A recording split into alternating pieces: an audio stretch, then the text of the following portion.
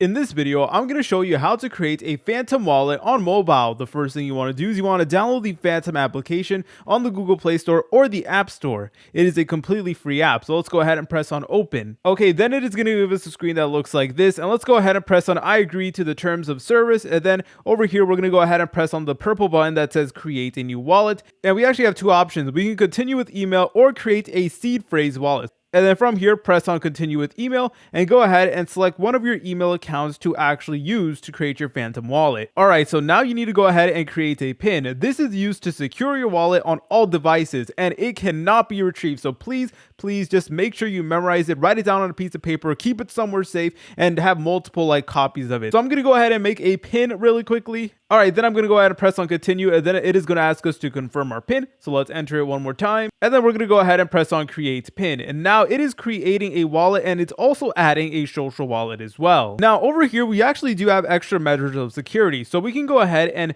protect our wallet using biometric security. So let's go ahead and press on this toggle like so. And basically whenever someone tries to use your wallet, they have to go ahead and put in your device password. Alright, so yeah, let's go ahead and press on next once we're done with that. And then go ahead and press on get started. It's going to make you enter in the password to your phone every time you try to use the Phantom wallet. And over here, it will say get instant update. So this is completely up to you. And just like that, you have now created a wallet on Phantom. From here, you guys can go ahead and purchase cryptocurrencies using the Solana ecosystem. You're also able to purchase Ethereum, Polygon, Bitcoin, all that good stuff. Please just make sure that you keep your account safe. And in general, when it comes to cryptocurrency, there's a lot of sketchy things out there. So please, if you're going to invest in something, then do your research, do your due diligence. If you guys found this video helpful, make sure to leave a like and subscribe. I'll see you in the next tutorial.